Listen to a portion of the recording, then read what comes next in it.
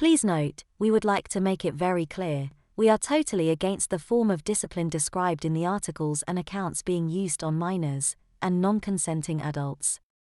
Although some of these accounts are fictional, and others may be an exaggerated reality, none of them are too far from the truth of what really happened back in those days. If you are enjoying our stories, please do subscribe to this channel. We will be posting many more stories as time goes by. Corporal punishment in the 1980s. Who remembers school in the 80s? Our school still had corporal punishment when I started in 1983. The headmaster would give children the slipper in his office. Some schools retained corporal punishment until it was finally banned in UK state schools in 1987. It was used less frequently compared to the 1950s-60s when I was at school. I left school, sixth form in 1982 at a UK private boys' school, and CP was certainly in decline by then. The last time I remember in my year was in 1980 when some boys, aged 15 to 16 year 11 as it is called now, were caught having an all-out fight. They were sent to their house masters, of which there were 4. 3 sets of boys were caned, but a couple weren't, as their housemaster didn't believe in CP. It was the beginning of the end, as younger teachers replaced the older ones in senior positions in the school. The last time I received CP was also in that year also. I was 15, but it was a slippering, plimsoll, from a PE teacher. Fully deserved, I might add. I left school in 1982. The cane was certainly in use, although rarely, throughout my time there. I remember a guy in the 5th form telling some friends, quite proudly, that he had been caned on the hand for petty vandalism. The year head had said, "I'm afraid I have no choice but to cane you," and after finishing the treatment he had said, "And if I have to do this again, it will be 6 of the best across the backside." So even bum caning wasn't quite off the agenda. But it was rare enough that one of the nice boys hearing the story said, "I thought caning was banned." The boy's hand was slightly red. He said it wasn't sore, that he hadn't cried, but that he had yelled when he was hit. We had corporal punishment at school until 1986, although it was being used less than it used to be. I got the ruler in 1982 aged 8 and the slipper in 1985 aged 11. There is no doubt that the school corporal punishment was still being used in some UK state schools right up to the 1987 ban. Stop, and many parents were campaigning for it to end in the 1980s and even in the late 1970s. Even before the ban, many schools had stopped using it, and most still used it, restricted its use only for serious misbehavior.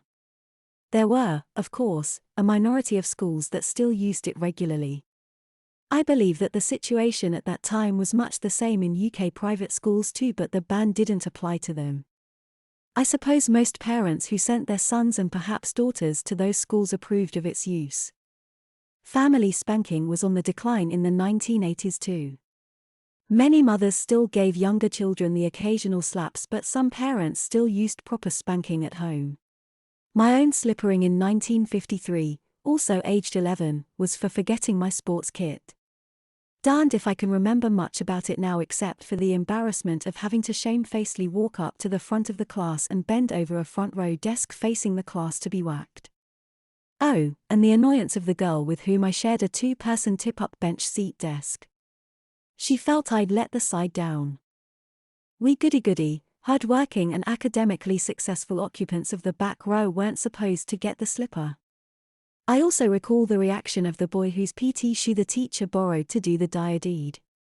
He was one of my main rivals for top of the class, and each time I pipped him in a test thereafter he consoled himself by reminding me that I'd been whacked with his shoe. As to the actual whacks, I can't even recall how many there were, let alone whether they hurt or not, whereas the smack leg earlier in my school career survives in my memory as though it was yesterday. A curious thing, memory. I was caught chewing gum in class and the teacher sent me with a note to the headmaster. I was expecting a serious punishment, a severe shouting at or even the ruler a few times on each hand as I had once when I was 8. I didn't expect to get the slipper as very few girls ever got it. No girl in my class ever got the slipper and even most boys hadn't had it. I was the last girl anyone would think would get that sort of punishment as I was a quite shy, well-behaved girl. When I gave the note to the headmaster, He read it and gave me a telling off. Then he calmly opened a drawer in his desk and took out a large black PE plimsoll. I got a terrible feeling of fear in my stomach as I realized what was happening. He said, "Debbie, I am going to give you 4." There was a chair in the corner of the office which he put in the middle of the room. Then he told me to stand behind the chair and put my feet together. I had to fold back my jumper. I did so and he said, "Bend over and put your hands flat on the seat of the chair." I bent over and he said, "Stay down until I tell you to get up." Suddenly I felt a terrible stinging slap across the right side. I screamed and felt another across the left and another on the right and another on the left. I was then told to stand up. The stinging slowly gave way to a feeling of numbness.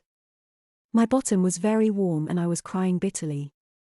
I was then sent back to the class.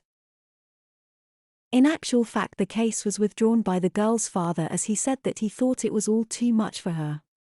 I've read all the newspaper reports about it and I do wonder if he thought it better to do that rather than see the case go in Mrs. Dine's favor. I'm not surprised that the case made all the national papers. I'd have thought that very few schoolgirls were still being caned across their bottoms in any UK school in the late 1970s. I ask the question I often do in cases like this. What do you think would have happened if you had refused, and if necessary violently resisted the SCP? Would the head have just held you down and beaten you? Which was not something heads generally seemed inclined to do with girls. Would he have called your parents? Would they have supported him, or you? It was an unusual and severe penalty for a minor offense. Would he have relented and imposed a non-corporal punishment? Certainly we can never know for sure, but I'd be interested to know what you think the response would have been. It was almost unknown for a youngster to refuse to take deserved SCP. It would have been seen as cowardice. When I was a lad, the majority of UK boys' schools used CP and parents generally agreed with it, and many parents gave spankings themselves. I never knew of girls being caned across their bottoms in schools. Compared to boys, very few girls were caned, and if they were, it was across their hands. But this slippering took place in 1985 at a school that used very little SCP, and the original posted doesn't to this day believe it was deserved, so I'm not sure this was a situation where it was either unthinkable to refuse or where the school culture would have regarded it as cowardly to do so.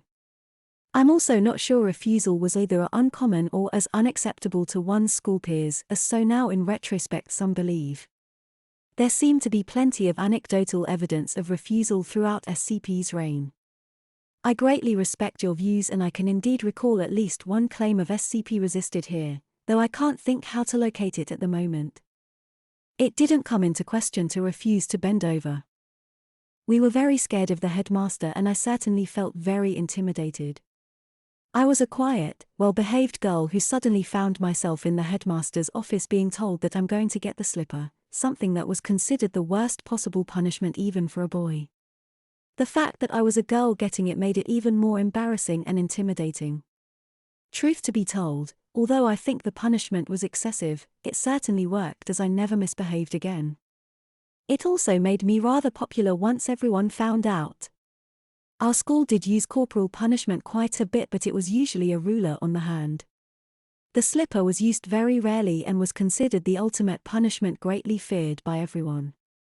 Only 2 boys in my class had the slipper and no girls before me. Our school never caned of slippered girls, late 70s, but I did hear about a girl down the road who went to the local mixed secondary getting the slipper. I think that possibly the 1970s was the peak period for corporal punishment of girls in England and Wales schools. This was due to the rise in coeducational schooling, and women's lib, meaning girls increasingly began to match boys with bad behavior, which led some schools to treat girls just like boys when it came to CP. However, some schools wouldn't cane girls and only used the slipper or equivalent, and I believe caning on the hand became the norm in many co-ed schools, which to me is a retrograde and unsafe step, but head teachers, especially males, would be aware of the potential for controversy involved in ANY caning on the bottom. This tended to tail off in the 1980s as local authorities, and maybe individual schools' heads and governors, became more and more unhappy about the use of CP in general.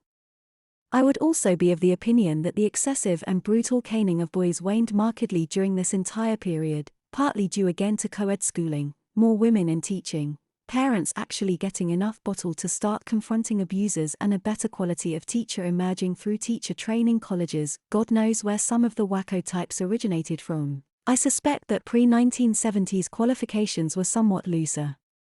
I have talked to several women of my generation or slightly younger, i.e. with a 1970s education, who were at times caned, slippered, strapped or whacked with a ruler in school and did not consider it all that great a deal. It tended to be moderate and very occasional. So the lot of nonsense type people who claim such things never happened are plain wrong, but I am very suspicious of anything which looks and sounds like a scene from a kinky spanking film. Striking, refusing to attend school to be caned or otherwise subjected to SCP, was always an option where the punishment was notified in advance. But although this didn't always make the press, those following this course were quite often given the intended punishment anyway when they returned to school. In addition, they lost valuable days of schooling during their absence, and their parents or legal guardians were usually technically in breach of the law unless they had made acceptable alternative educational arrangements. Not a wise choice, I don't think, especially if like me you were of a nervous disposition and apprehensive about SCP. The thought that I was probably going to get it anyway would have weighed heavily. Better to get it over with. And on the subject of getting it over with, I'd think that in the UK most corporal punishment wasn't flagged in advance. You committed an offence, you found yourself at the front of the class or sent straight to a senior teacher, the cane, slipper or whatever was produced, and you got whacked. Now of course you could have fled the scene. But if you did, it would be the duty of teachers to intercept and detain you, since during school hours the school was responsible for your safety, and arrangements to get you to home or wherever safely would not have been in place. In practice you'd quite possibly have escaped, but, as already noted, you'd probably have got whacked anyway on your almost inevitable return to school. Attacking the teacher who was about to punish you and actively resisting with force. Well, yes, a possibility. Though perhaps not for Deb Duatey, who gave rise to this discussion. She was a frightened 11-year-old junior schoolgirl told she was going to be slippered by a headmaster of whom she was in awe. But take an older and bigger boy or girl. Well, I have to tell you that for quite a bit of the time post-WW2 SCP was in existence in the UK, the courts weren't overly sympathetic to children who committed violence against responsible adults. Boy or girl, if you'd injured the teacher you could possibly have finished up detained in an institution where the CP could be a great deal more severe than was likely in school. One of my youthful acquaintances was sent away to just such a place, though not for attacking a teacher. Actually it was for breaking windows in every house along the road with a catapult using heavy lead pellets which I'd provided the technical expertise to cast from lead toy soldiers, a budding metallurgist even then. Happily I wasn't involved in the dispatch of the missiles, so didn't experience a spell in an institution where unsympathetic staff deployed heavy canes on scantily protected bottoms in response to misbehavior. He did though, and I think any schoolchild would have been extremely foolish to take that risk.